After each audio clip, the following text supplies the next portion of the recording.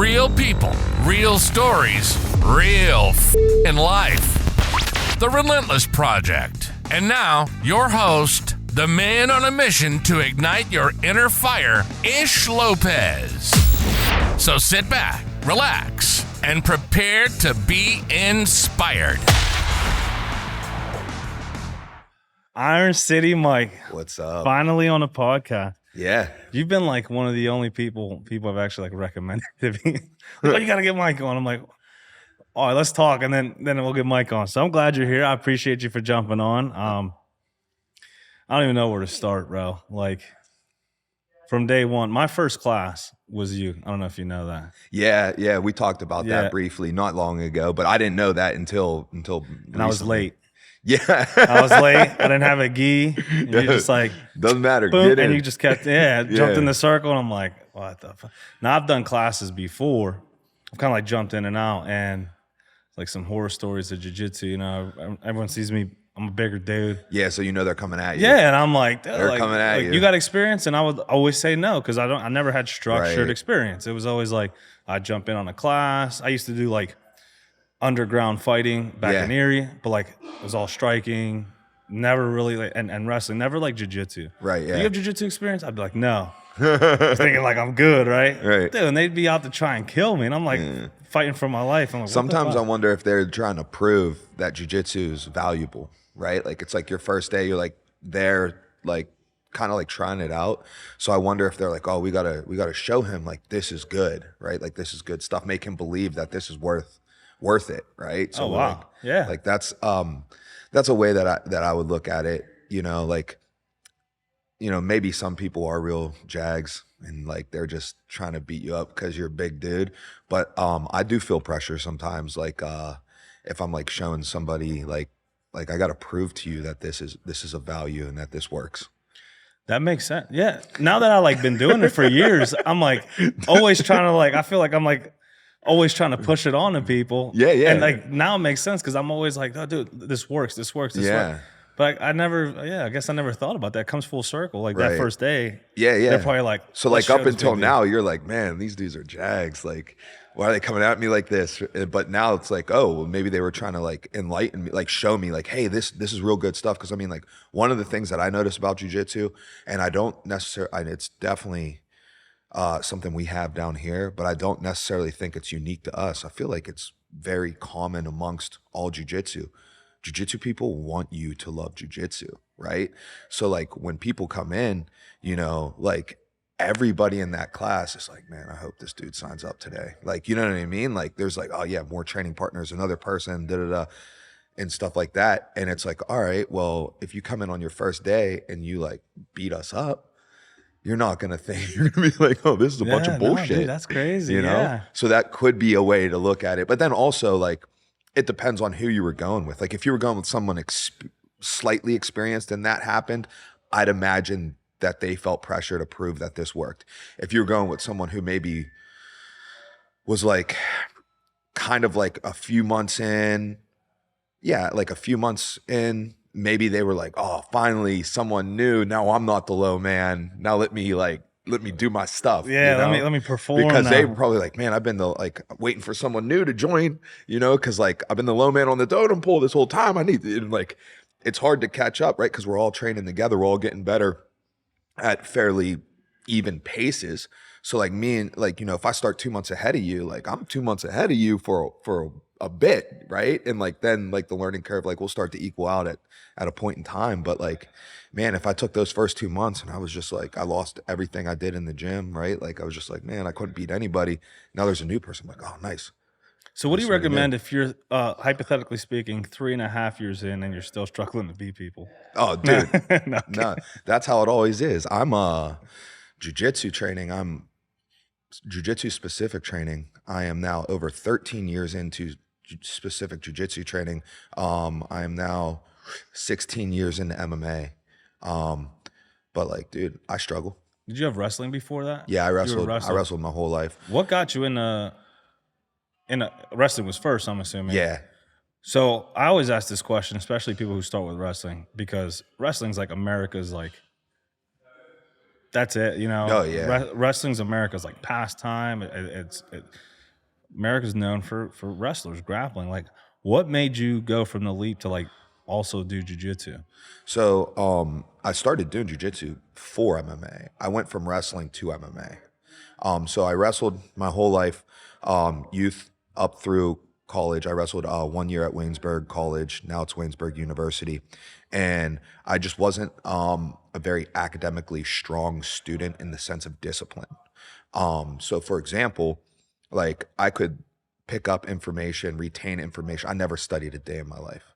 So then when it came to classes that you needed to study for, I wasn't going to do well. And like, what were those classes? Like if I had gone to class, I probably would have done well. I've always had a knack for that. You know, like I've never had to like do homework to get better at something. I've always done homework because like, oh, well, I need these points or they're grading it. It goes towards my grade, you know? And I was the type of kid who I would figure out how much I needed to do to still get my desired grade, right? Like I'm like, oh, don't need to do this assignment because if I get a 0 on it, I'm still getting a 92 on the class, so I'm good. I got my A. You know, like I don't like, hey, 4.0 is the 4.0, right? Like I just need that. And A. those dudes are usually like insanely smart. It's just about application, right? Yeah, and like I don't think I'm like insanely smart, but I do think that I you know, fairly quick-witted, fairly together when it comes to that, and I've never struggled with learning.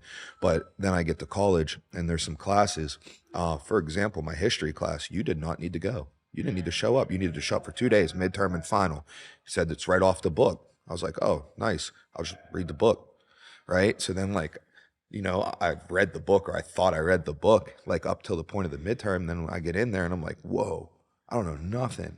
Right. And then you think, well, I would start buckling down before the final. No, dude, I did the same thing. I was like, oh, must have been a mistake. Like, I'll figure this out. Did the same thing. I ended up failing that class. And instead of moving on, I was like, man, had to be an accident. I'm retaking it in the spring. I did the same thing.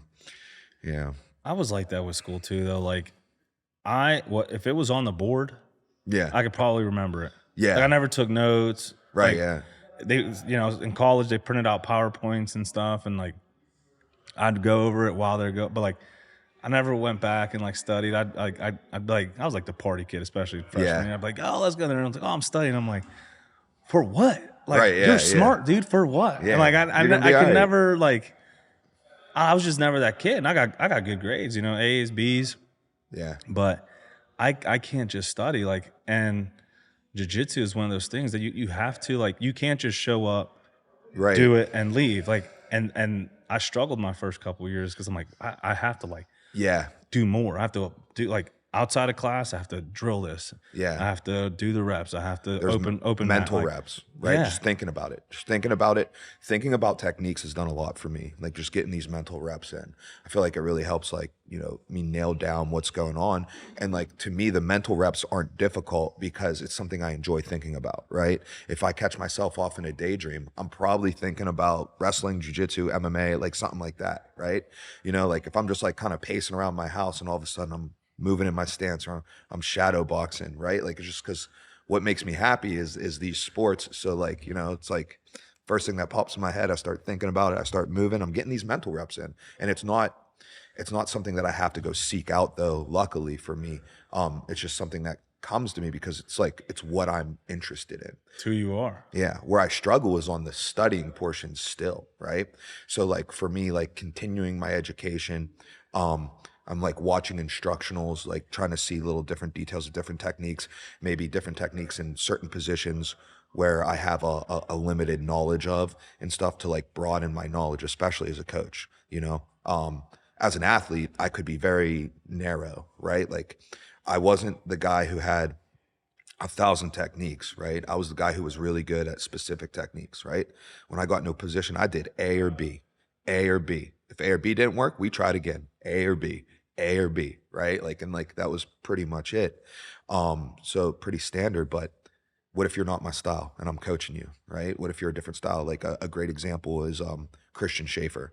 We're completely opposite styles, I would say, but I'm his primary coach, you know? So I have to be able to coach it. Like there's things he does that I'm coaching him through that I can't do, but I understand what needs to be done in them to a certain extent to be able to assist him, you know? How do you put yourself in that mindset of, because like obviously you and Christian, different body styles, different fighting styles, different grappling styles. Like, how were you able to transition from Mike to what Christian is now going through and what he's doing? So just because I can't do something doesn't mean that I don't want to be able to do something.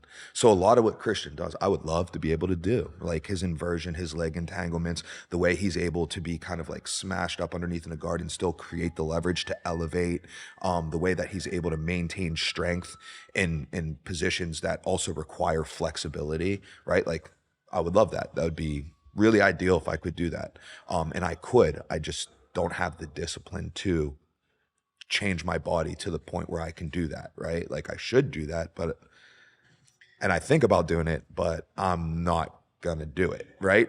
But I still like it, so like I understand the mechanics. And honestly, like most of jiu-jitsu or martial arts in general boils down to just like pretty simple mechanics. You know what I mean?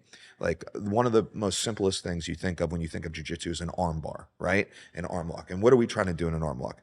We're trying to break the arm. Okay, where can I break this arm? Where's the weakest point on this arm, right? Because if I put the entire arm under stress, where's it going to break? At wherever its weakest point is. That's the elbow, okay? The joint, yeah, the joint, okay? So if I'm attacking the elbow, what do I need to break that arm? Well, I need to bend that elbow in the way that it doesn't bend. If I bend your elbow this way, sick, not a problem. So I need to extend your elbow open. I need to bend it in the way that it doesn't go. Now, just like anything, if you were to think that you're going to hold a stick and you're just going to snap that stick in half, what do you need? Well, there's the breaking point. You need a grasp on one side and a grasp on the other side to break it in half. So what do I need with an arm lock? Oh, I must need something below the elbow and something above the elbow, so that way I can break it in half. Okay, well, your arm's pretty strong, probably stronger than my arms. Maybe I can use my hips and my body to do this. Oh, so now I've isolated a limb. Okay, now I've extended it away from your body, putting it into a weak position. I understand what it takes to break it because I need a grasp here and a grasp here. What if I use my legs here, my hips here, my arms here, right? And then my hips can drive up and break the elbow. Where's the arm going to break? At the elbow. Why? That's the weakest part, right? If your ulnar radius was like, for some reason, oddly weak, then it would break there, you know? Like I'm breaking it at its weakest point.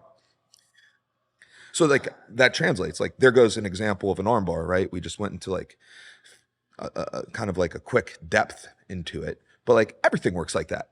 Nothing's different, right? Oh my God, my knee. Huh, same as my elbow. Oh, moves my similarly, ankle. yeah. Like, wow, okay. Oh, well, this joint rotates. It's a ball and socket joint. It rotates. So which direction does it? Rotates in all these directions, except for this one, except for that one, except for this one, right? You figure out which way it doesn't move and you bend it in that way.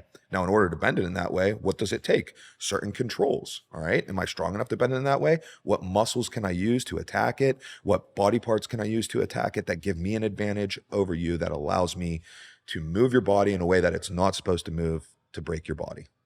So you just kind of like figure it out. People who are able to do that as they're rolling, just seeing that process go, and like, is that what like, do you think flow grappling, flow rolling, like, does that help you with that decision making, that constant decision making and problem solving? Absolutely, yeah. That's what it's for. Because in live rounds, when we're hitting our sprints, right? Like, I'm not problem solving like very much. I'm more likely just like hitting things that I have already done. You know what I mean? My body's going to move in ways that it's already moved. It's already accustomed to moving, you know? So I'm probably not like, oh man, I can't, like, okay, let's say I'm in top side. I just passed your guard, right? You're going to try to face me to retain. You're going to try to bring that low knee in. All right, I need to block off that low knee. Oh, in order for you to bring that low knee in, you need to turn yourself to face me. You know what would make that real hard? If I made your face look away from me. All right, what tools do I have to do that? Well, I could push your face away with my hand. Dang, but how do I keep you pinned down? It's hard for me to do that and keep my chest on your chest. Oh, maybe I put my hand under your head and drive it forward with my shoulder, right? I'm probably not going to figure that out in a bang, bang split play, right? That's something I probably had to figure out prior. So that way now I have the tool to use in a live situation. You know what I mean? So when do I figure that out? Flow rolling. You know, we're moving around. We're moving at a quarter of this speed. Maybe we even dictate a winner. We're like, all right, dude, you're playing supine guard. I'm going to be passing. I'm going to work myself through a pass to a dominant position. But you're not just going to lay there like a fish. You're kind of like giving me motions. Like, okay, if I shoved your leg here, what would you do? Oh, I would cycle my other leg over the top. Okay, well, then I grab the knee and I pull it here, cut here, move here. Okay, you hipped out and stuff.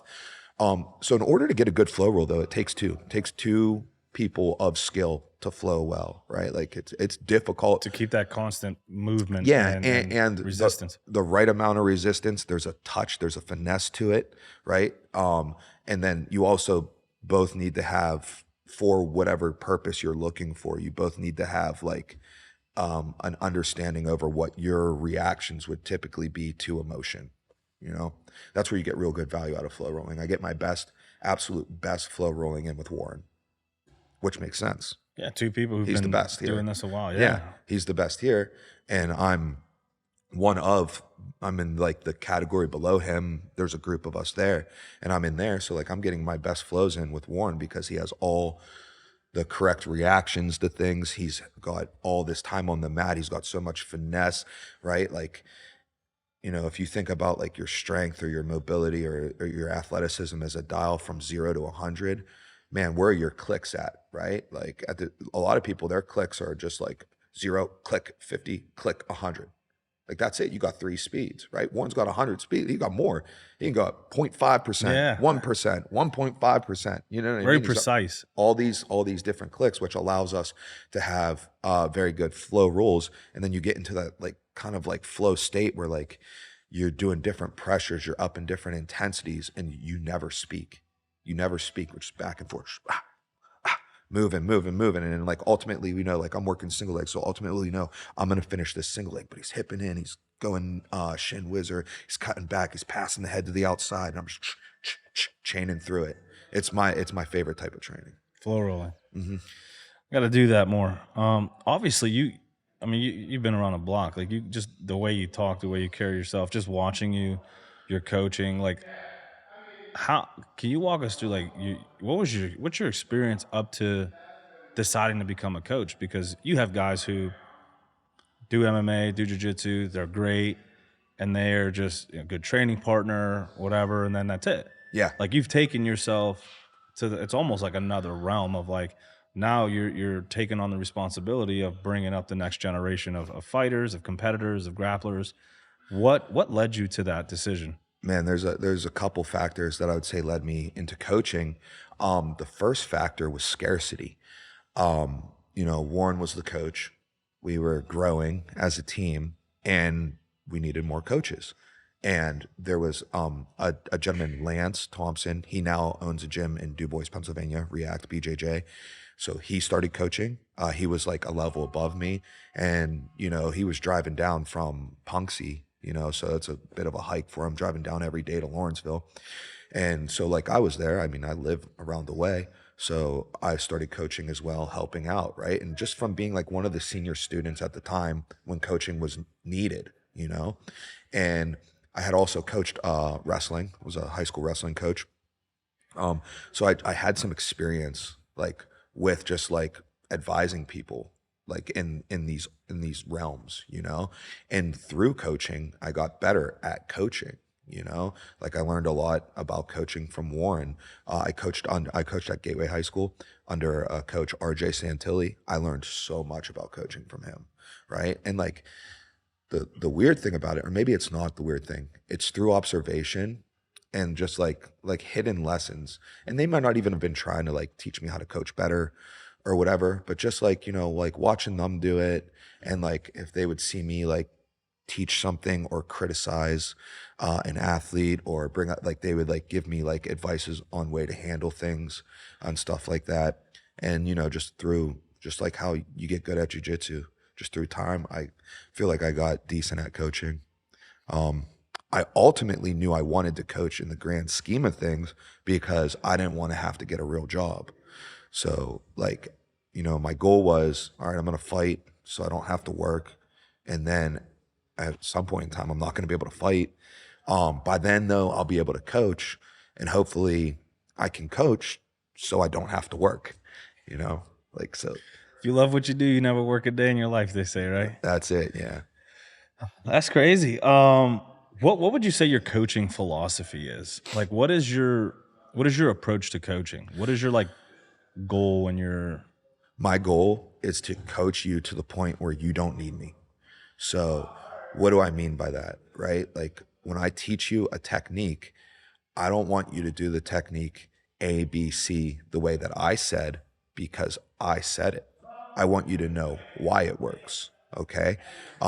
As I've kind of demonstrated a little bit today, like with a little bit of the technique that I we literally taught. pictured you as you were saying. I'm like, oh, Yeah, it makes yeah, sense. right, yeah. I want you to understand why it works, right? Because if you understand why it works, well, then you don't need me.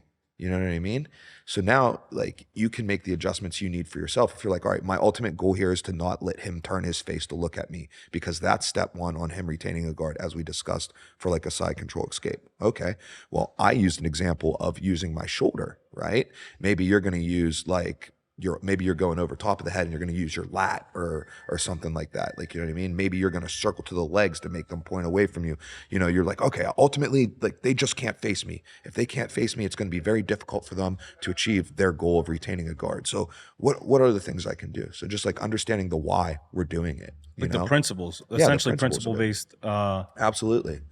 And then I give you my steps 1, 2, 3, and 4. Why? Because I've traveled this road. All right. If you and we were going to go drive down the Heinz Field, right? And you're like, hey, Mike, how do I get there? I'm like, oh man, you know what?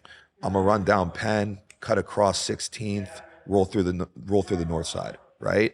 And then you're like, okay, cool. But then you go and you drive down, you know, across the Fort Duquesne Bridge and drop in, right? Yeah, we both got there. We just took a different road. But the road that I told you was the road that I'm familiar with and the road that I know is efficient. If you find a different road that is a better route for you, well, then that's fine.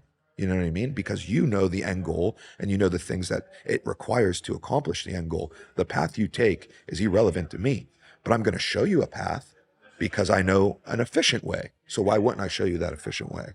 You know what I'm I'm saying? gonna show you a way, Yeah. not the way. Yeah, it's a way, not the way. And maybe I believe a way that I'm showing you potentially is the best way. It's that's why I'm showing it to you, because I believe currently this is the best way.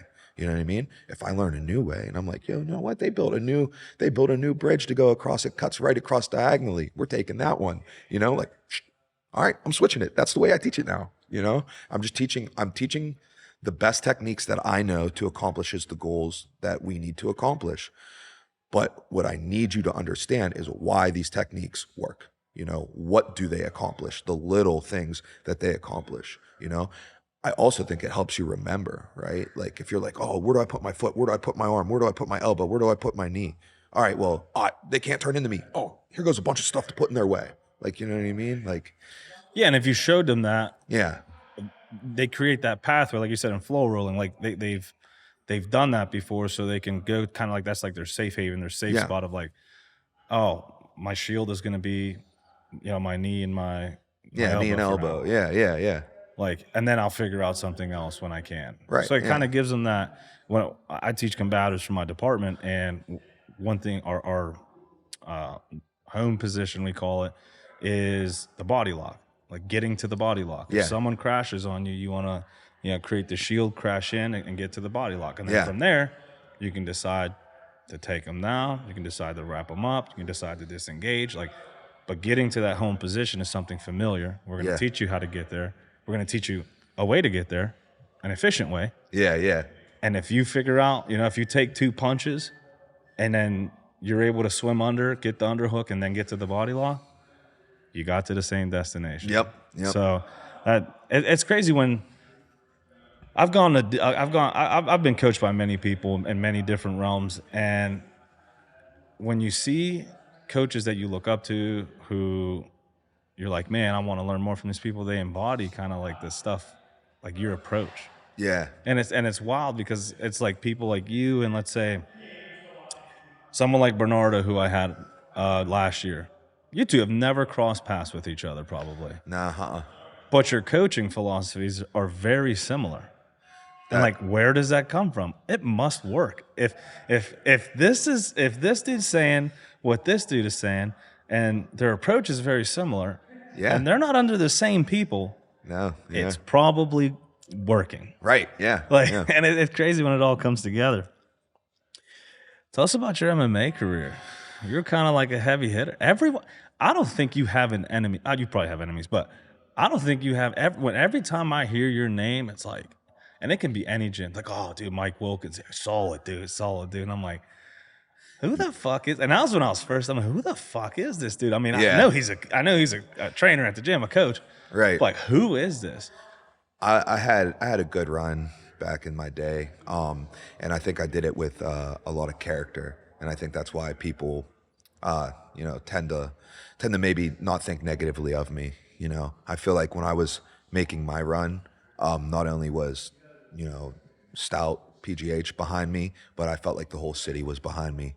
You know, everybody was cheering me on.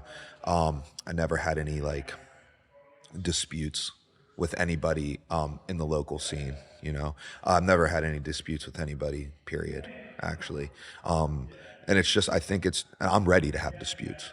I'm ready. Oh, I know. But I think we're going to talk about your recent. I don't know if you heard. Yeah. Lucas's episode. I heard. Yeah. But I just I try to carry myself in a way, that I'll be proud of after the fact, a way that like my family and my friends and my students will be proud of the way that I carry myself. So I just always kind of like think of it like that. And it's, it's done well for me. I'm also very willing to help, for example, you had Dempsey on, and we're technically on different teams, although we do train together quite frequently, technically on different teams. And I have coached Dempsey at countless tournaments, right? Like cornered him at countless jiu-jitsu tournaments. We just happen to be like, the two like maybe like senior guys from Pittsburgh there. So I'm cornering, I cornered him in the, what was it, 2019 or 2017 ADCC East Coast Trials. And he had a big win over the 1 seed there, and I was cornering him for that, and like things like that. Like I enjoy that because it gives me credentials too, right? Like it's like, all right, Dempsey had this big win at East Coast Trials over the number 1 seed, and it's like, oh, and I played a role in it. Like I was in his corner. So like, I enjoy that. I enjoy my friends having success, and I enjoy being able to add to it. Like I love to see people win, but I love it more when I got to help because it feels like a little bit of my win too. You know what I mean? So I think since I'm so willing to help, that I've done good deeds towards others. So I think that's also why I'm viewed in a positive light. What was one of your biggest challenges breaking into that fight scene? I didn't. Because you can be good, you can be great. So, but like, how do you penetrate that scene? I don't know. What was your story? How'd you get into? So I left school. Like I was wrestling at Waynesburg, and I left school. I was on academic probation. I did some classes at CCAC in the summer to get off of academic probation, and during the summer I decided I'm not going back. So I just decided to stay at CCAC, and I was like, oh, you know what? I'm gonna fight. And I scheduled a fight. So I fought December of 2007, and I fought this kid Danny Jones. We were each other's first fight, and like I had been training just briefly, like just basically banking off of my wrestling credentials, and I was able to win that fight. And to me, that let me know that like I could do this. You know what I mean? Another like tangent off that story. Danny now trains here at Stout PGH. He's from Youngstown, Ohio. Oh, small world. Yeah, trains here at Stout PGH. I recently promoted him to purple belt at the July belt promotions. And he's my brother-in-law. Yeah. Oh, so, yeah. Full circle there. Yeah. So, Danny, after we fought, I went to go scout somebody at another fight that I was supposed to fight the winner of. And while we were there, Danny fought and he won by a 7-second knockout. And like one of the things that I believe is a good outlook to have for a fighter is after you fight somebody, you want good for them. There's no reason to want bad for that person after you fought them. All right. So in this case, all right, so I fought Danny and I won. Well, if he goes and he loses his next couple fights, looks like I beat somebody who's not very good at fighting.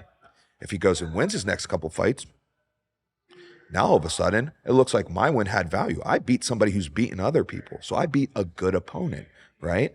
Now, if you lose, and then that person goes on and loses a bunch of fights, now you lost to somebody who's not good.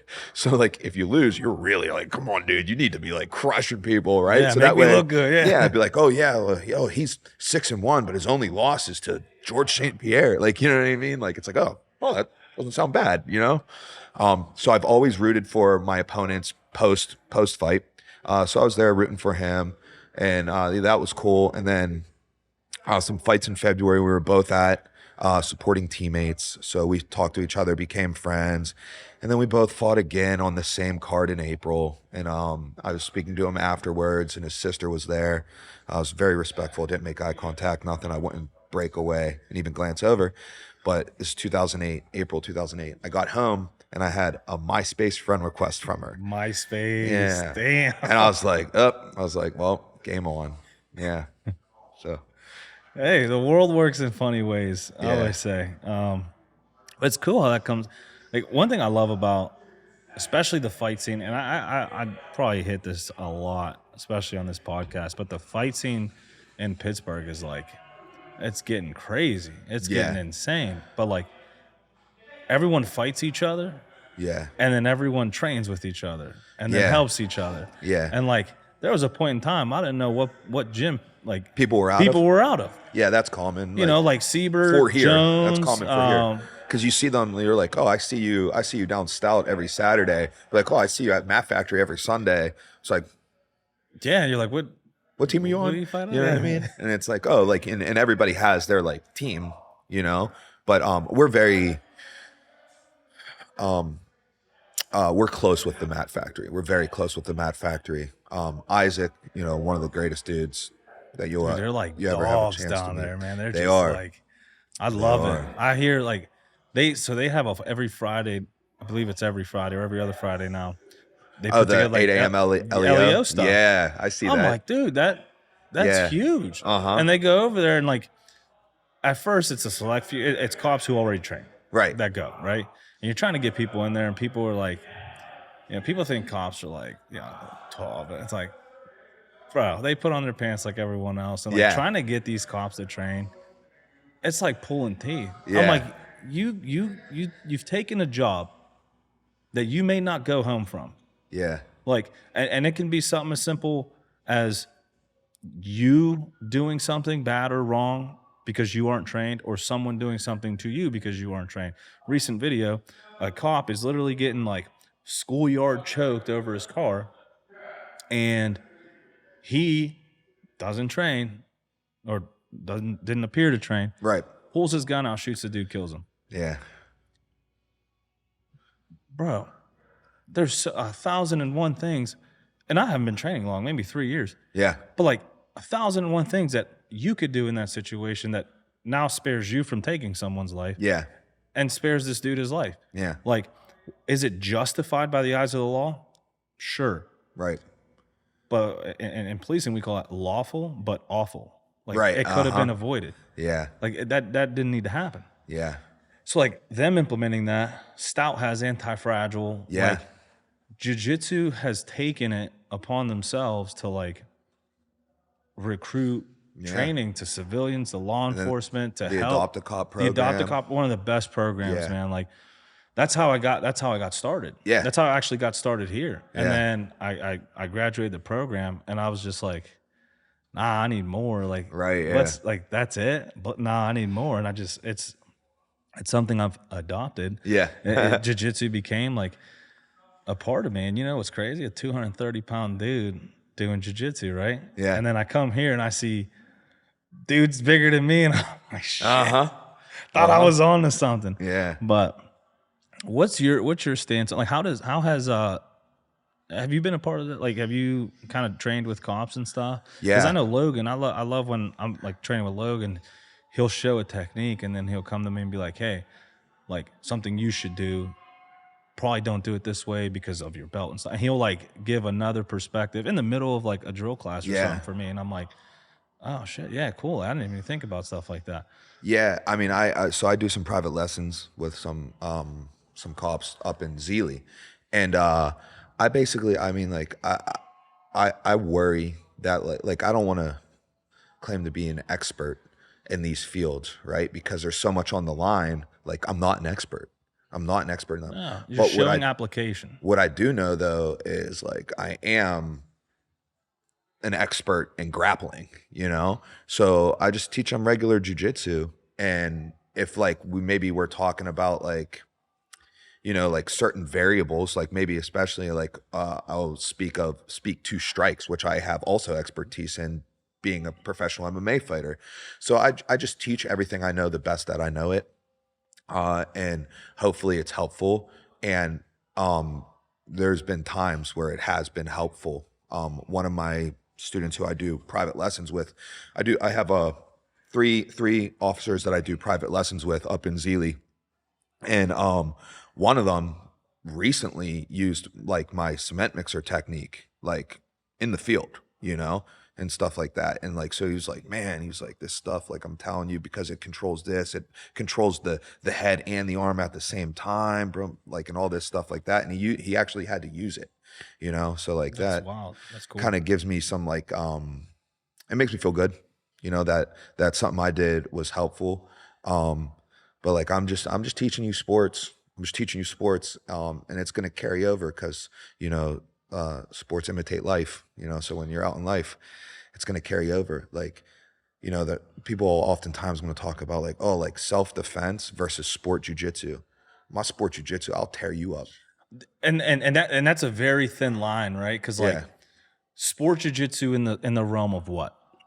Yeah. Self-defense in the realm of what? Yeah. Because if, for example, what happened at 247, right? Like I jumped in it not to like. I was like, dude, if like Mike's busy, if Mike gets busy with someone in this fucking crowd because he has to, like.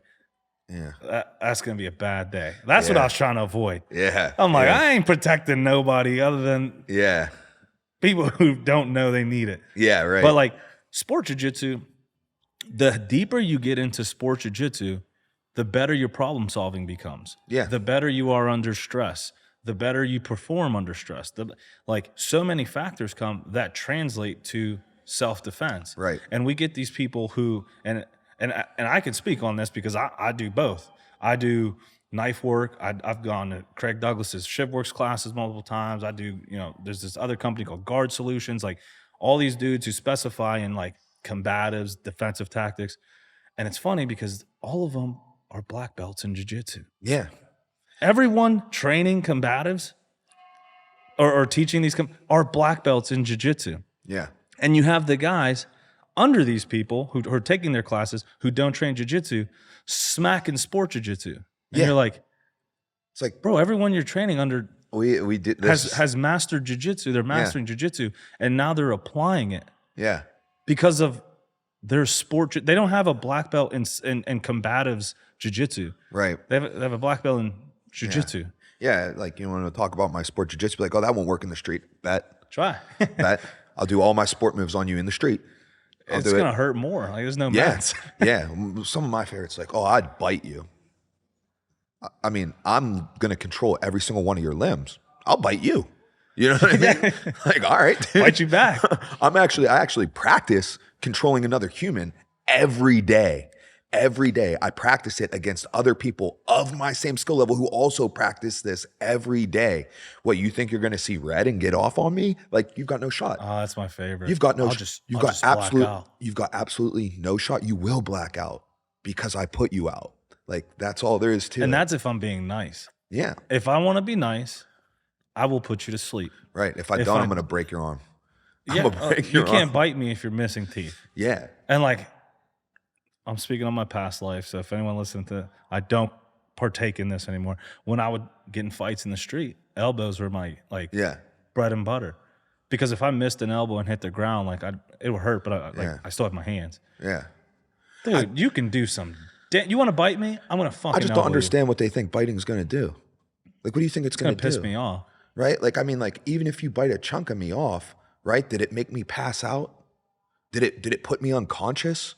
No, dude, I'm still here, right? Like, if that's your tool, if your tool is to bite me, how you getting your mouth close to me, right? Like, and if you do, I'm probably breaking your jaw with whatever you're biting, right? Oh, you're biting my forearm, right through your jaw, like no problem. Yeah, don't open your mouth when you're getting choked. That's no bad. problem. No, I will separate. It's your a jaw, mindset. no problem. I think it's a mindset thing because jiu-jitsu creates a mindset of like relentlessness. Had to do the plug. There you Perseverance. Go. Like you get mind tough, right? Like jiu-jitsu builds that. You are constantly trying to control another human, constantly.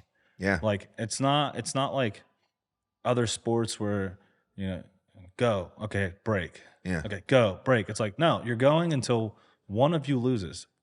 Yeah. Then once one of you lose, you get a break. Right. And then you go do it again. Yeah. Or it's a super fight and that's it. Like you go until you lose. Yeah. That's it. Like nonstop until you lose. There's no breaks. There's no time to formulate a game. Hold on, let me go talk to my corner. Hey, Mike, this dude just he got me in a triangle. What should I do right now? All right, yeah. Okay, cool. All right, put me back in a triangle. Like, right. So you build this resilient mindset, which then goes into the street.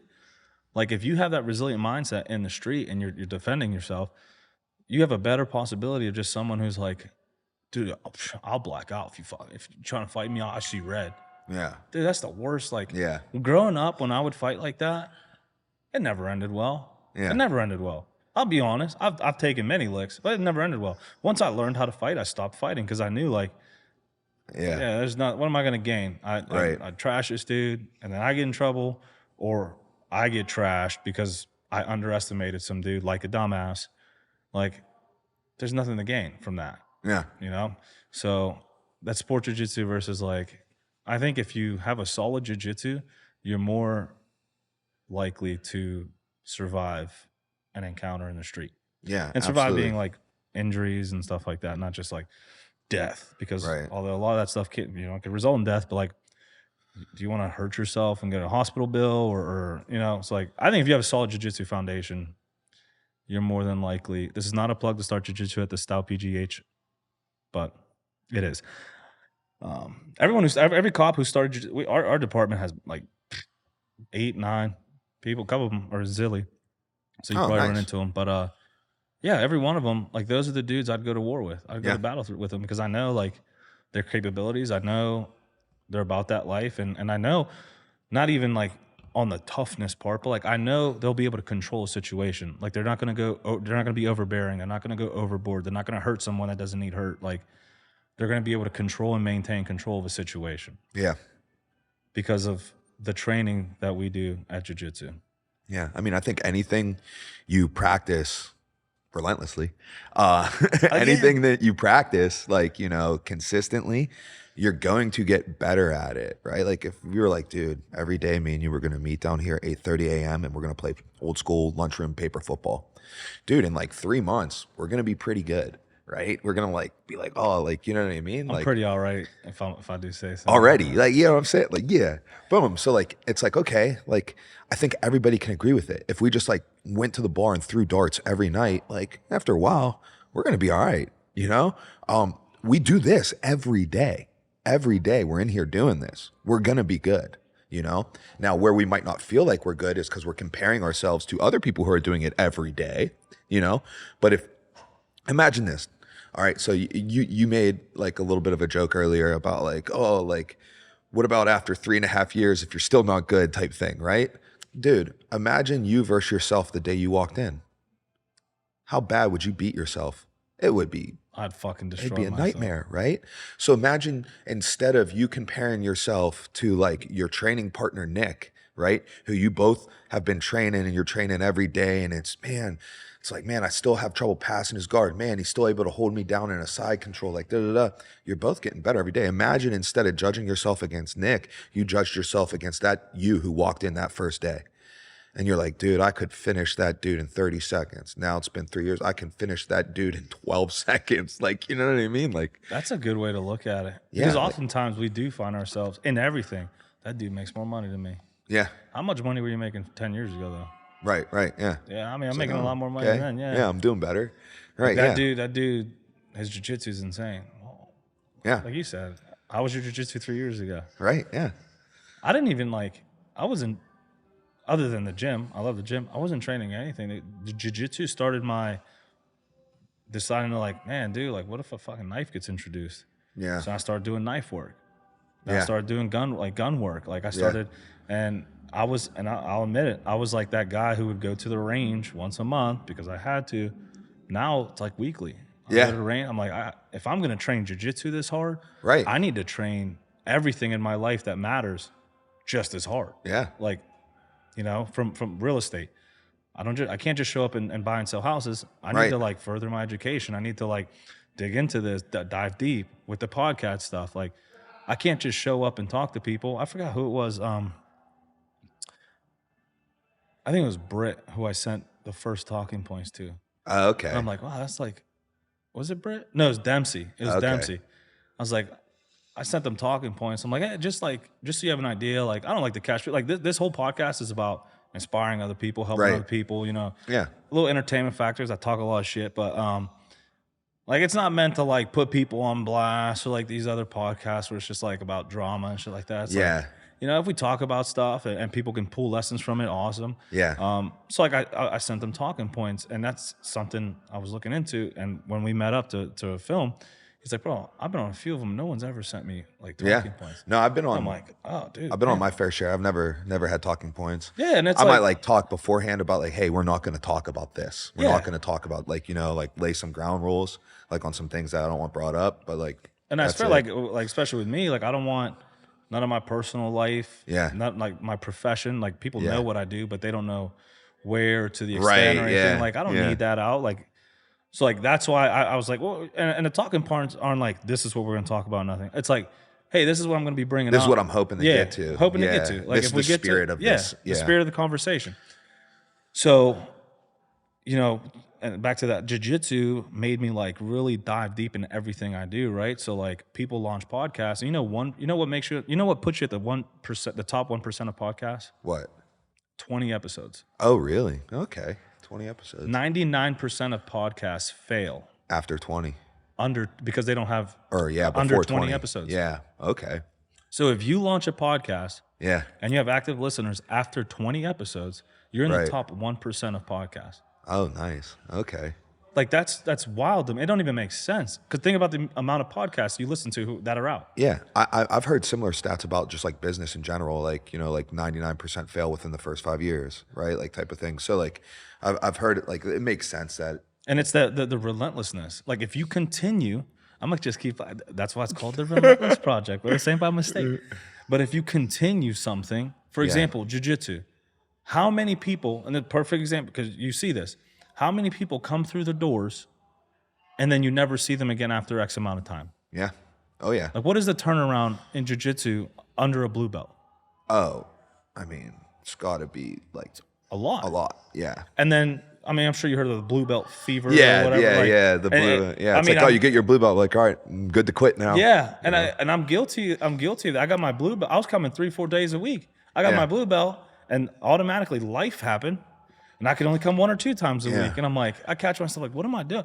And then I missed all last week, and I get that damn email from Stout. We missed you last week, and I'm like, Dude, people "Oh." get pissed at that email. I'm like, I was there. Well, then you didn't turn your card in. Yeah, Right. So you did something wrong. Think I'm on the computer typing this out, bro? Right. This is a system. Automated. You know? Yeah, dude. This email is going out to you to make sure you're still good. Accountable. right? Yeah. And I see that email, and it's that reality check of, I really did miss last week. Yeah. And I look back at my calendar, I'm like, why didn't I go this time? Why didn't I go this? Oh, I was feeling a little sick. Oh, fucking boo-hoo to you, man. Yeah. Dude, I remember I came in, I was so upset at myself. I had fractured my heel skydiving. Yeah, shout out to Mike Fisher for making me do that. But it was a buddy of mine just made me get into skydiving, and yeah, good times. And I'm like, It's wild. doctor's like, oh man, no, like, there's nothing we can do. You just have to keep pressure off. And I'm like, all right, cool. Like, so I can walk on it. He was like, well, I'll try to stay off it. I'm like, jiu-jitsu, I'm on my back. Yeah, you're all right. I'll be all right. I'll be all right. I'll put a little sleeve on it. I'll tell my partner, like, Hey, watch out. hey, don't hit that ankle. Yeah. Everything else is fair game. Yeah. And I started coming, and I'm like, I can come. And I was like, I can come through that, but I can't come because like other excuses. It's excuses, man. Yeah.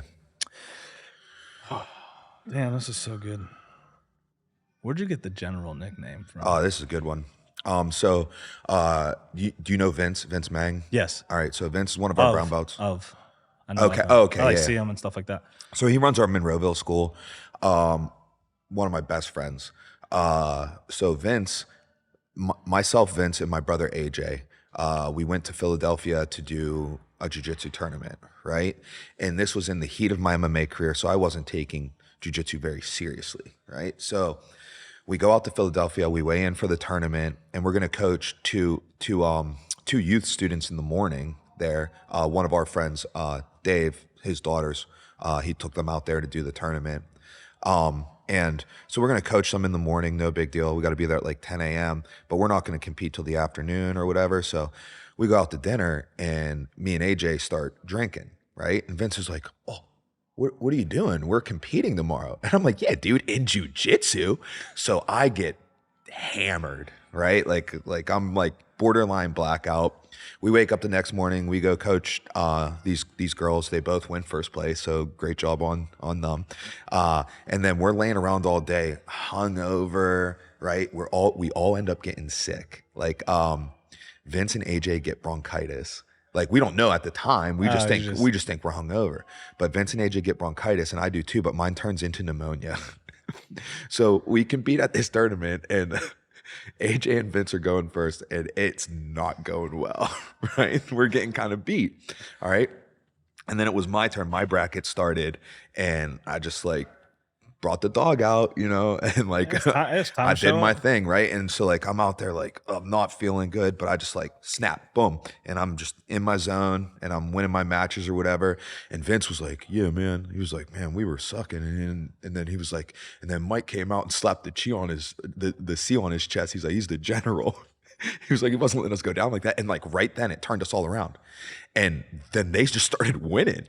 And stuff like it was like a whole morale boost. So he just started calling me the general, and it started to stick with the fight team.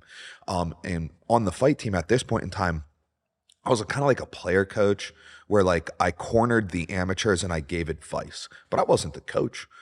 Will Morrill, who's still the coach. He's the Muay Thai guy, right? Yeah, okay. Tall, handsome Muay Thai guy. So he's hard to miss. Yeah, so he's the striking coach for the team, but he's also blue belt in jiu-jitsu, so he's like, you know, he's rounded. And then Warren was coaching the team at this point in time, you know, because I needed coaching. I was the athlete, but I would kind of like pick up the slack for the amateurs. Like I would corner everybody who was on the team. Basically, everybody. I have like a little bit of a gift for like under pressure advice. Like I'm pretty quick with decent advice, clear and concise instruction, simple, easy to follow. So I would corner people. So I had this like player coach thing, and in practices while I was fighting, I was not very kind. You know, like things needed to operate in a certain manner at a certain pace at all times, and everything was going to go my way or it wasn't going to go, right? So if we were with the fight team lifting, we got our folders with our lifting sheets. I got my folder, it's set up on this box with my pen there. All my weights for all my sets are set up. I've got all my ancillary exercises, like all my bands ready and stuff like that. If you got into my zone, if you borrowed my pen, I went over to your folder, slapped it off of wherever it was, your papers fly everywhere, figure it out. You know, like, and like, I just kind of like ran it like real hardcore like that, even though I wasn't running it. And then like in practice, like we'd warm up a very specific way. We'd cool down a very specific way, and everybody did it this way, you know, or else I would like raise my voice and things like that. And so like, they just started calling me the general off events, and then it just kind of carried on. And I grew to really, I really like it. You know, it makes me feel good. When people post the little salute emoji, like when they like tag me in something, like it makes me feel really good. You know? You're the general, man. Like So think about the military. Like I went through boot camp, and I knew it all. I was the toughest dude. I was the shit. Nobody's gonna tell me anything. Ain't no fucking dude in a funny hat gonna tell me. Yeah. And then you get there, right? And your whole life is reevaluated. Why did I signed up at 17, bro. Oh, geez. My mom didn't speak English, so Yeah. I told my mom she needed to sign these papers for me to speak to a recruiter. She didn't know what she was signing, which is probably illegal now, but Yeah. that's whatever. So yeah, I get enlisted, I go, and you get beat down. Yeah. The first 3 days you don't sleep. You get told when to do something, how to do it, how long to do it. Like you don't get to fail. You're tired. You can't be tired right now. Like everything is structured. Everything is, and there was lessons like that. For example, there was this dude who would always sneak smokes. He's like, you want to smoke? And the one DI caught him. He made him carry this log everywhere he went. He's like, I don't care if you're taking a shit. I don't care if you're sleeping. If I see you without this log, you're getting smoked. Dang. Which means like Yeah. punish. So and at during that time, you're like, this is the fucking stupidest thing. I'm like, why do I have to carry this log around? Yeah. This is so dumb. Yeah. Like, what is this teaching me? Nothing. This is dumb. Dude quit smoking by the end of boot camp. Because awesome. and later you realize, like, especially like all these lessons you go through, you're like, man, it may have looked dumb or sounded dumb or whatever, but like me sneaking out to smoke, one, I was defying orders. Yeah. I was doing something I wasn't supposed to be doing, and the consequence of that is heavy, right? Yeah. Like if you do something like that out in battle or out in war or out of country, like you are sacrificing something you're supposed to be doing, a position you're supposed to be in, to smoke. Yeah. That log, like basically like symbolized the weight of that decision. So where everyone's walking a chow, he's walking with this damn log while you're taking a shit. And it's so funny because we didn't have like stalls. It was like toilet. Yeah. And like you see this dude, he's like tucking his little Peter ring, and he's got this log taking, and you're like, damn, dude, you're really doing that. That's like, rough. And people be like, yo, put it down.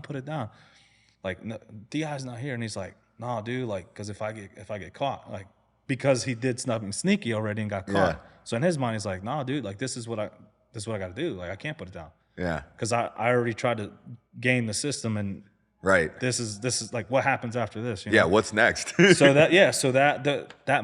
those lessons of, hey, this is Mike's shit, don't touch it. Yeah. It's easy, right? Yeah. People see a pen, they grab it. Now your whole fucking folder's on the ground. Yeah. Figure it out. You still have a workout to do. Right. My workout that I gave you. Yeah. In the order I gave it to you. Yep. Yeah. That also became like more of like, it started to become like a joke thing. Like someone, like if someone was new, they'd be like, oh, go grab that. And then and then I would just launch all their stuff. They'd be like, oh my God. Yeah. So like the other guys would try to get other people to like do it to Dude, get in trouble. you're running a boot camp. Yeah. Because we, oh, dude, we had a kid. During chow, the DIs would take their hat off and put it down. DI got up, and we told the kids, like, hey, man, dude, he forgot his hat. Like, you want to get in his good graces, go give him his hat. Like, that's the respectful thing to do. Like, dude, you never touch their fucking hats. Oh, man. Kid fucking runs up. Sir, gets his attention. Dude turns around, and you just see his fucking face turn. The DI, like, smoke coming out as this kid's holding the DI's hat in attention. I'm like, he's fucked, dude. Oh, I mean, man. joke's on us because we all ran that got day. it for Like that, we yeah. all got it, but that's the shit they're doing. And it's like, hey, go. Yep. Mike forgot his pen. Go Yeah. get him his pen. He needs it to write. Yeah. Boom! I love it. Yeah. Fun stuff. How'd you get to stout? Oh, so started fighting in 2007. I was training at a gym locally, Mad Dog Gym. Met one of my main training partners, Luke Burdett. He's a black belt here. We kind of package dealed our way through our career. So I was training there. After like a year or so, kind of like outgrew it So we started bouncing around the wrestling rooms. A group of like all the fighters in Pittsburgh at the time. There was not really like a fight gym. There was Mad Dog, and then there was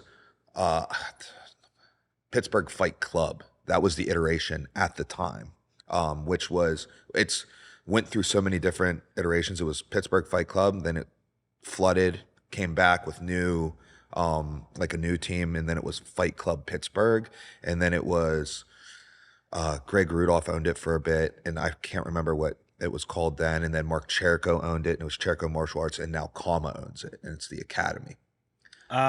So like that's the Academy. That's the like, I believe that's the lineage of that. So there was them, but they were all the way out in Robinson. Mad Dog was in East Pittsburgh, and I lived in Braddock Hills, and my mom lived in Pitcairn, so it was like in between. I didn't have a car, so I could run to practice and stuff like that. Wow, but then after that, kind of outgrew it, and it seemed like all the local Pittsburgh fighters, a large portion of us were also high school wrestling coaches. So we would then just like use the wrestling rooms and we would just train each other. We didn't have like a coach, you know? And then as that was going on, I was looking to open a gym just for a space for us to train, because it was getting hard to use the wrestling rooms, right? Like, you know, it's school property and stuff like that. So we needed a space to train. And I was looking at buying a building in Lawrenceville. It was on Butler Street, the 5400 block, and it had a storefront and 2 apartments on top of it. This is 2010, so that's actually 2009 and then 2010. So Lawrenceville is just now turning around. You know, it's going from being like terrible to having like the whole like you know, all the hipster renovations. Movement. Yeah, it's like that hipster movement. And I was a large part of that. So my dad owns an electrical business, Wilkins Electric. So naturally I worked for the family business, and we basically rewired all that stuff. When it got turned around, that was we were the electricians on those jobs, you know? So I got to know like the companies. Wiley Holdings was like one of the major players down there, buying all these places up, turning them around and stuff. And this all coincided when the Children's Hospital was being built. And like that's what kind of like made that boom happen. And it didn't really make it down to the 5400 block. So there was still some like bad, like not great buildings like that weren't refurbished. And I was going to buy this one, the storefront. I was just going to put down some mats. We are going to have a little gym. All my boys were going to throw some money in to help me cover on it, right? And we were just going to carry on, just like training with each other and coaching each other, right? Like we didn't have like a coach. I was going to live in one of the apartments, rent out the other one. So I had this whole plan going.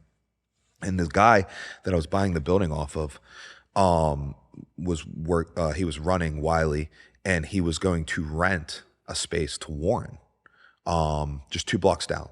And he was like, hey, there's this guy, Warren, he's gonna open up a jiu-jitsu gym. You're doing an MMA gym. Maybe you guys want to work together. Would you be interested in like, and we both were like, he said the same thing to Warren. We were both like, nah, like, no thanks. Right. And I'm like, dang. And like, I wasn't necessarily trying to do this gym for like a gym business. Like it was just mainly a spot for us. But I'm like thinking like, dang, I got competition already 2 blocks down. I'm on the 5400 block. He's on the 5200 block. He was 5204. I'm like 2 blocks down. So I'm at home. I'm Googling, who is this dude? Right. Cause he's not from here. He's not from Pittsburgh, you know? So I'm Googling him and I'm reading about him. He ain't a Yinzer? Nah, he ain't no Yinzer. Damn. Nah. So I'm Googling him. I'm reading about him. Like, dang, 2-time state runner-up, Division I wrestler at Lehigh, NCAA qualifier. He's currently a brown belt at this point in time. Pan Am purple belt medalist. And I'm like, dude, this dude's like a lot like more credentialed than me. You know what I mean? I'm like, oh, great. So not only is he opening up, but he's like definitely like on paper better than me. And I'm like, oh, great. And while I have him Googled, I get a phone call. I'm living at my dad's house. I get a phone call, and it's an unknown number. And like, I wouldn't answer unknown numbers, but something came over me to open this phone. So I answer. I'm like, hello? He goes, hey, is this Mike Wilkins? I'm like, yeah. He goes, oh, this is Warren Stout. Immediately. Close. I'm like looking over my shoulder. I'm like, is someone watching me? You know? And I'm like, hey, what's up? He goes, oh, hey, Joe gave me your number, showed me some of your fights on YouTube. It looks like we're about the same size. I wanted to see if you wanted to train. And I was like, yeah, sure. So we set up a time to train. We trained on like a Tuesday. I went down, I walk in, I see Warren. I'm like, oh, I got this, right? Because Warren's unassuming. So I'm like, all right, I got this. I go in there, we start rolling, you know, typical roll, right? Like we're kind of moving around, starting off slow, picking up the intensity as we go. Roll for probably like, I don't know, like maybe like 40 minutes to an hour. Dude, he dogged me back, tapped me out like probably like 16 times in this roll. And I achieved absolutely no offensive success against him. All right. So I leave, I go home, I'm showering, and I convince myself it was an accident. I'm like, oh man, no, next time I'm gonna do this. Like that midterm. Oh yeah. No, next time I'm gonna do this. I'll just do that. I just won't let him do this. Okay. And we had scheduled where we were gonna work out again on Thursday, you know? And I was like, okay, so next time it's gonna be different. I go down on Thursday, nothing different, just get beat up. This time I can't convince myself it was an accident. I'm like, all right, he's just like a lot better than me, you know? And then I start like reflecting. I believe at this point in time, I am 22 or 20. Yeah, I'm like 22 years old. So Warren's 29, 30 at the time, you know? And I'm reflecting and I'm like, yeah, I want to make it in MMA. And I'm like, I could probably like benefit having someone better than me, you know, around. So I call Warren. I'm like, hey, what do you think? Like, you know, maybe I join your gym and you can be my coach or whatever. And he's like, yeah, that sounds good. And then, so then like I built up the courage because I'm just a kid. And like, you know, I built up the courage to call Joe and be like, hey, I'm not going to buy this building. Hindsight, dumb move. Should have bought it anyhow. Should have bought it anyhow. Especially now. Dude, I was going to get it. Like, dude, I'd had like 800% increase right now. It was like crazy. Try to buy a building now in Lawrenceville. If one's for sale. Dude, I'm telling you, like, so whatever, but let's not make ourselves. Could have been my podcast. Can you believe dude, that? Let's not make ourselves sad over it. So then I just started training with Warren there in Lawrenceville. I was part of like the original 6. There was like 6 of us for a long time. It was like only like 6 of us. And then like a pop happened and we just started growing and stuff, but it was a lot of good times. Yeah. And that's how I got started with, you know, training with Warren. And then like through the years, you know, the gym grew, he needed some assistant instructors. I was like pretty high up on the seniority list, as far as like, you know, time at the gym and also experience and skill. And I was coaching high school wrestling. So I had some coaching, a little bit of coaching skill as well. So I started teaching some classes here and there. And then the gym grew enough where we moved to the Strip District. In 2013, we moved from Lawrenceville. The Lawrenceville gym was one room. Like, for example, if we were wrestling feet to floor, only 2 groups could go at a time. And it still wasn't, like, it was small. It was very small. For example, you know how we go live at the end of class? And sometimes if the class is packed, I'll split it up. I'll be like, all right, group A and group B. Yeah. And while group A is going, you stand on the wall. Dude, every class, we were doing group A, group B, group C, right? Like, it was like. So did you have to like cut down on like technique? No, instruction? No, just like. On the live roll? Just like on the, like. Just like, or did you extend the classes? Because like pretty much just extend the classes. Man, that's tough. Like our fundamental class is scheduled to run for 45 to 50 minutes. It was basic, so that way there's some like break and getting them off and then the next class on. You know, so we basically just like lost that break in there to like very easily like filter through. So we moved to the Strip District. We were above Peace, Love, and Little Donuts, 2013 to 2015. And that's where I started working full-time at the gym. Warren was at a point where he was ready to hire a full-time employee. And I was like, oh, that's me for sure. It's going to be me. Because like at this point in time, 2013, I'm like Warren's ace, you know? I'm his right-hand man. Like I was like his like best student, like all factors considering. And I was the one who was most committed to the life of like being in on this. I didn't have like, I was an electrician, but like my goal wasn't to remain an electrician. My goal was to stop being an electrician and fight professionally. So I'm like, oh, Warren, you're hiring somebody? You should hire me. That way I could just be at the gym all day, this and that. But he was looking to hire somebody for the administrative end. And I was like, I'll do it. I'll answer emails, answer phone calls, do the desk. I'll do that. Yeah.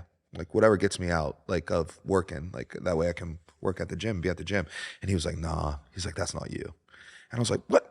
What do you mean that's not me? I was like, I need to be in the gym all day or whatever. And he goes, just hold on. Something for you will come up. And he ended up hiring Andy, you know? I don't know. Do you know Andy Anderson? Yeah. Yeah, so he ended up hiring Andy. Cramping. Ooh. Jeez Louise. Getting all fired up. He does have a weakness. Dude, remembering how mad I was Andy got hired over me. Got me all pissed off. I can't wait to the video of this release. Andy, you're going to pay for that. Okay, so he hires Andy, and, you know, I'm like, all right, whatever.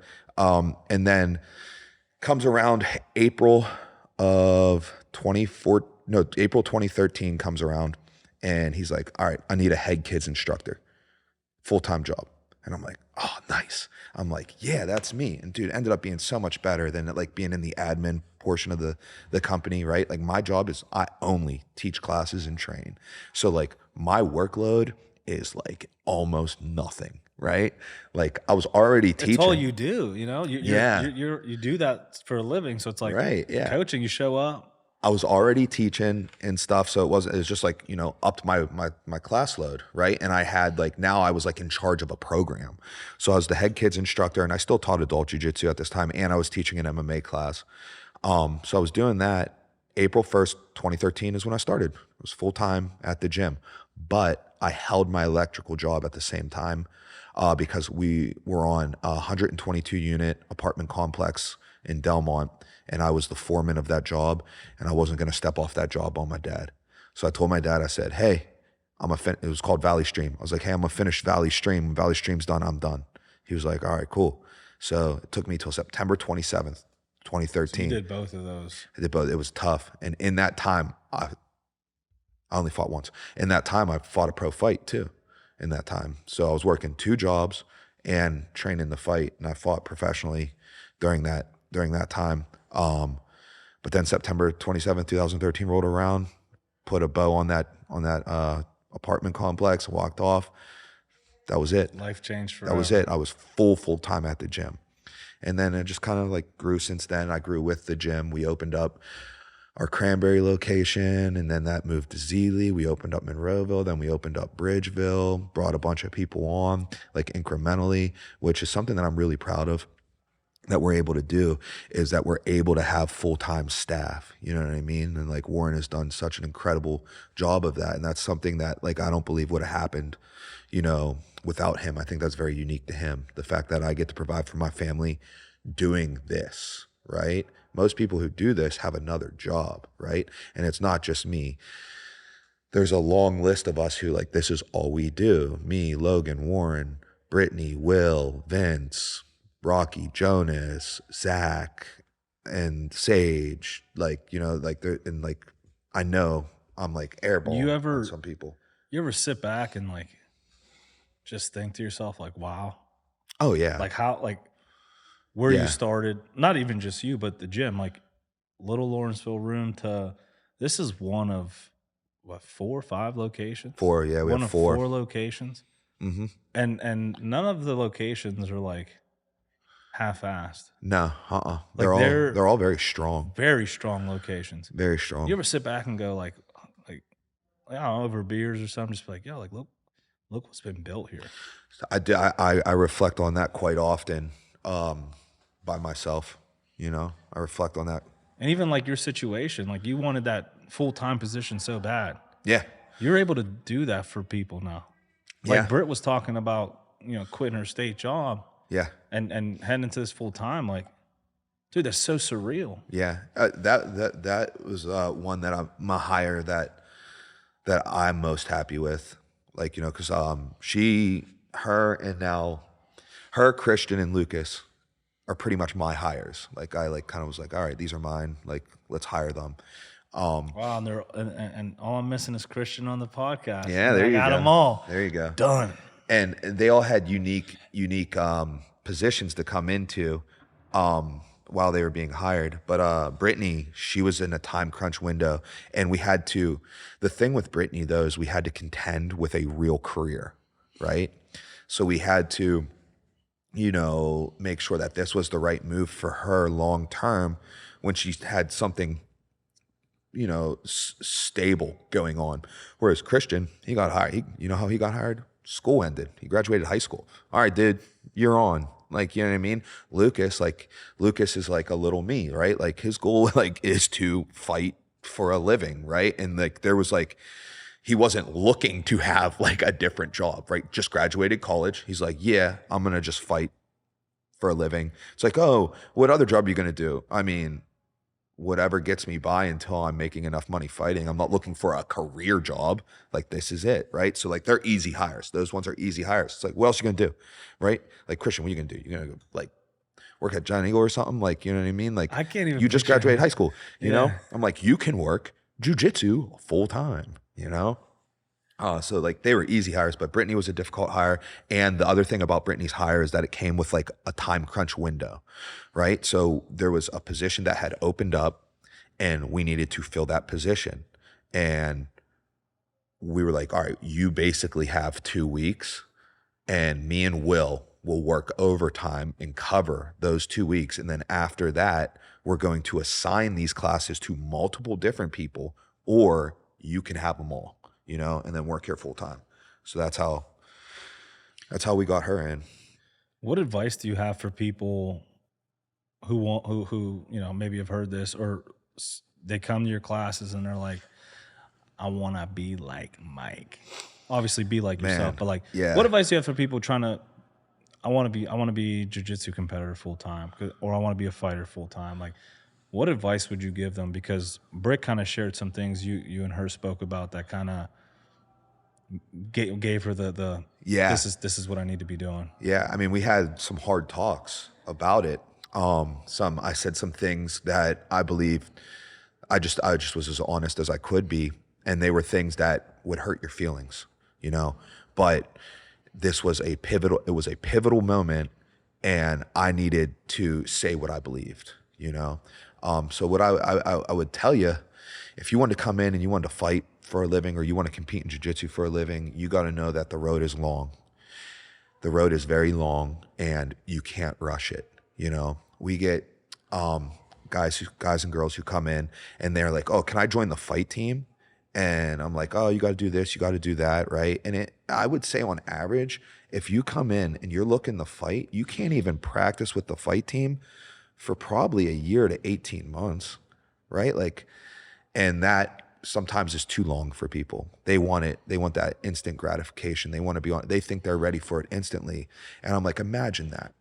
Imagine you come in with no, and that there's outliers, right? Like, oh, hey, I wrestled Division I. You good to go, brother? Yeah, Let's do it. Yeah, we'll teach you some striking. You know what I mean? We'll Okay, go. I'm 22-4 open class boxer. Okay, all right, we're gonna get you on this fight team. Like because you already are so far along, as opposed to like, you know, someone coming in fresh. You come in fresh, you got to be ready to put the work in. You got to be ready to put the time in, because you can't learn it that fast, right? And what's the value in it if you could? If you could step off the street, jump in on my fight team, hang with my fighters in fight practice, and pick up on the technique that I'm teaching, pick up on it, understand it, and implement it immediately off the street, then I have nothing of value. I have nothing of value, right? There's levels to this stuff, right? You got to learn how to add and subtract, multiply and divide before you can do algebra. You know what I mean? So why would you think you could come in and do the most advanced class we have to offer for MMA? If you're wanting to be an MMA fighter, that's MMA fight team. You think you can jump into that? No, man, there's some requirements. You need a foundation. You know what I mean? If I'm teaching you this formula over there, but you can't add and subtract yet, because you should be in fundamentals, learn how to add and subtract.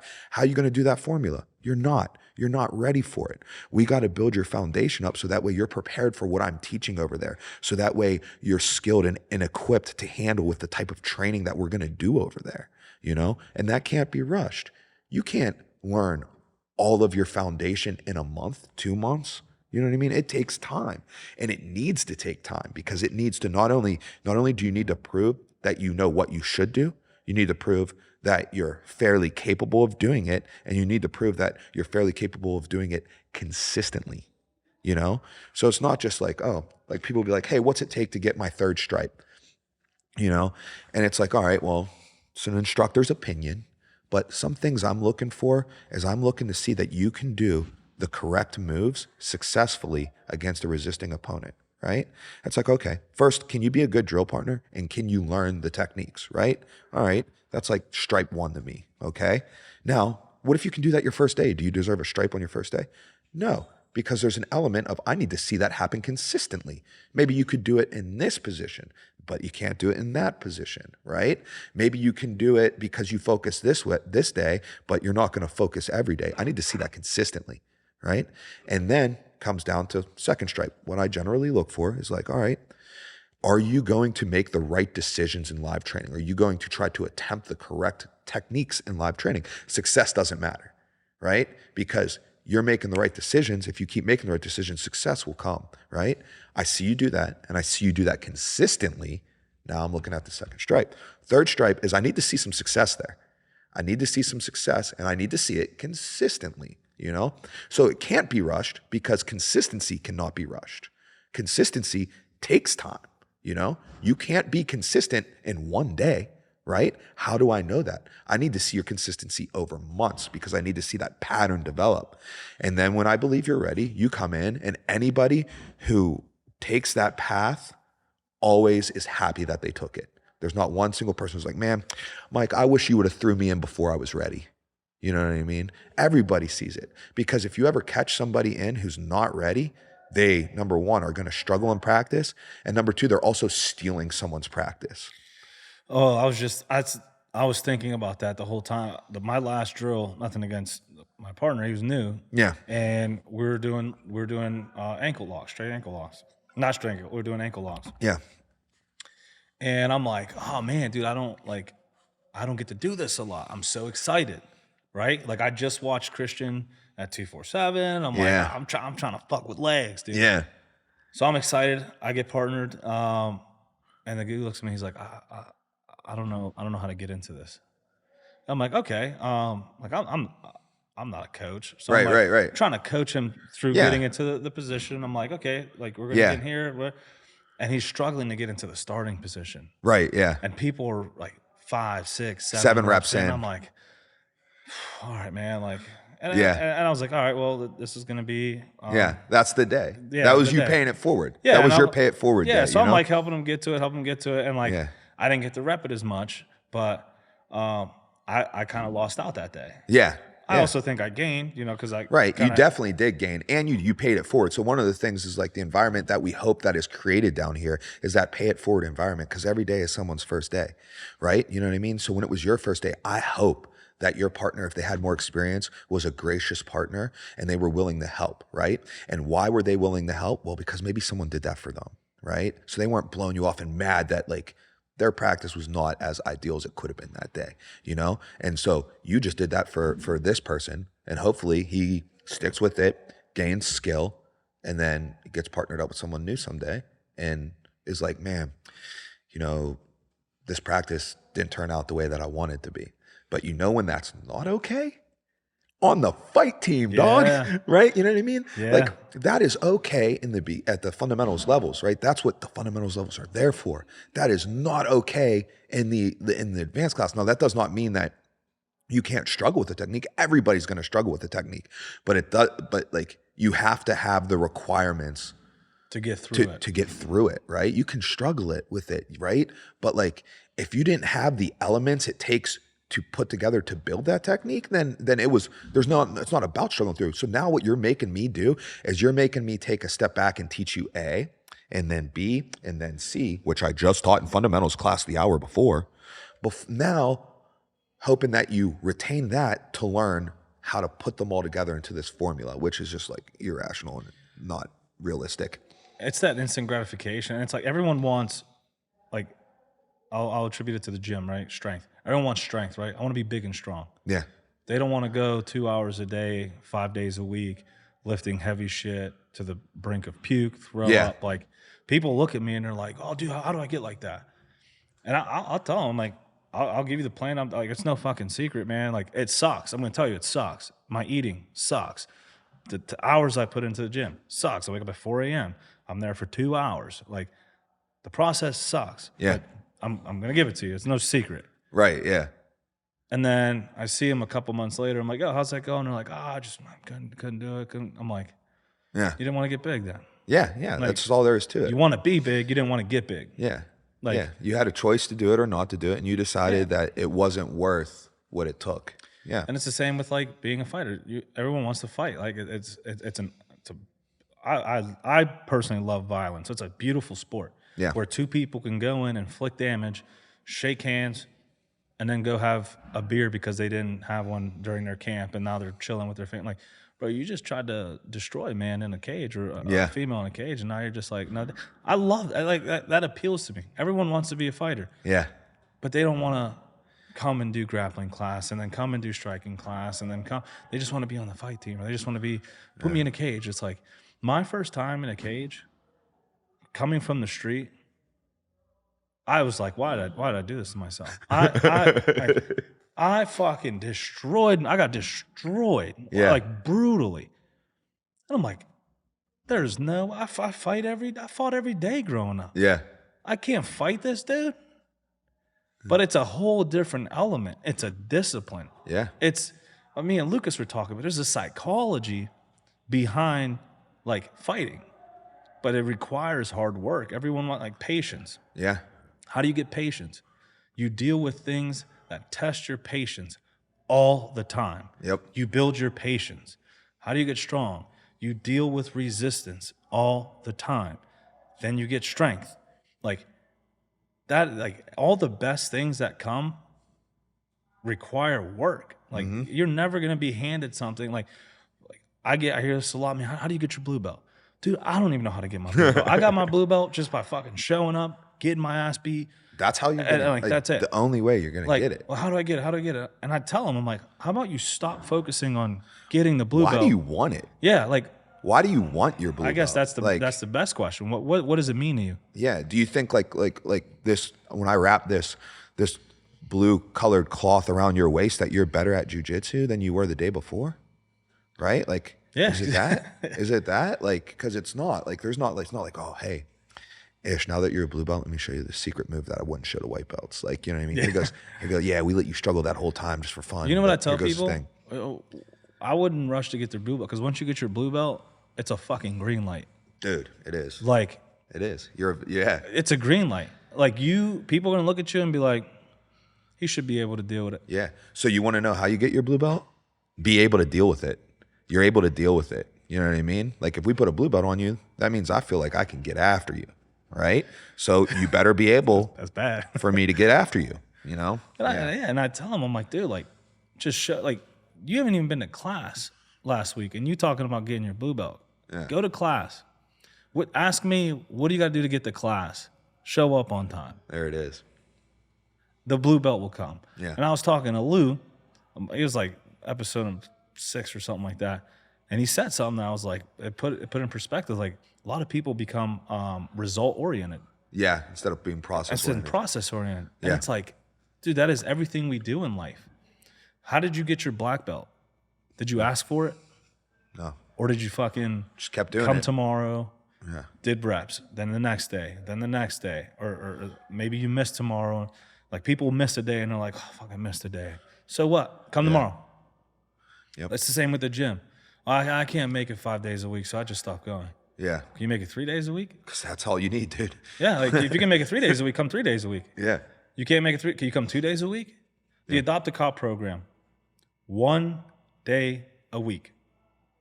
You can't make it 1 hour a week to train? Like, yeah. I'm a realtor. I'm a cop. I'm a father. Like, I have the podcast. I do all kinds of things. And you're telling me you can't make it 1 day a week? Dude, what life are you? I don't want to be that busy. Yeah. I can't be that kidding. busy. I go to the gym 2 hours a day, 5 days a week. Like, I can't believe you're that busy. You can't make it 1 hour a week. That's crazy. That's wild. Like jiu-jitsu's just, you're too much for jiu-jitsu. Yeah. And I mean, like, and then you're just putting other things over top of it, right? You're like, oh, I can't do it because I got to do A, B, or C, right? It's like, all right, well, which one of those is not as important as jiu-jitsu, and swap it out. You know what I mean? Priorities. And if you think, it's just prioritizing. And if you think that all those are more important than jiu-jitsu, then you really don't have the time then. Don't do jiu-jitsu. Then don't do it. That's fine. You know, like if you have these things that are actually more important and you see more value in, then that's just how it is, you know? That's with everything in life. Like, you want to be a partner in your law firm? Are you the first one in the office? Are you the last one out of the office? Are you shutting the fucking lights down that day? Like, yeah. Or are you out at lunchtime? Are you fucking around in the office? Are you not taking on extra duties? Like, what is your priorities? Like, would you rather go home and have beers with your boys? That's your priority? cool. Yeah. Live a social life. There's nothing wrong with that. Right. Like, there's people like, if you're having beers with your boys, you're a fucking. It's like, all right, dude. Like, cool, whatever. I'm multifaceted. I like it all, but I have priorities. Like, would you rather excel in your career or excel in your social life? Some people can do both. You can't, obviously. So which one would you rather do? Prioritize that. Yeah. Well, I want to be a career. Then do Fuck it. are you drinking every day for with your boys out in Southside for then? Yeah. You're telling me that, no, this is your priority. Change your priority. And you tell people that and they're like, they get offended. Yeah. Well, you asked me. Right. Yeah. You asked me, I'm telling you. But what are your final thoughts? Final thoughts for the viewers and the listeners. Because everybody wanted Mike Wilkins, and we got I certainly appreciate a dose that. of Mike Wilkins. I certainly I appreciate could talk to you all that. fucking day. Dude, I feel the same. I don't know if my camera storages and stuff can handle it though. Batteries are gonna bust out on us. Yeah. You know,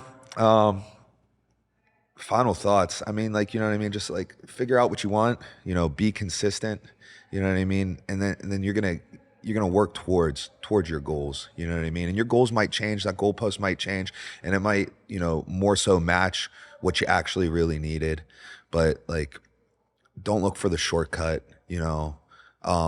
Like, don't look for like the way that's not going to get you the value for what you're looking for. You know, take the right route, and it's going to pay off in the end.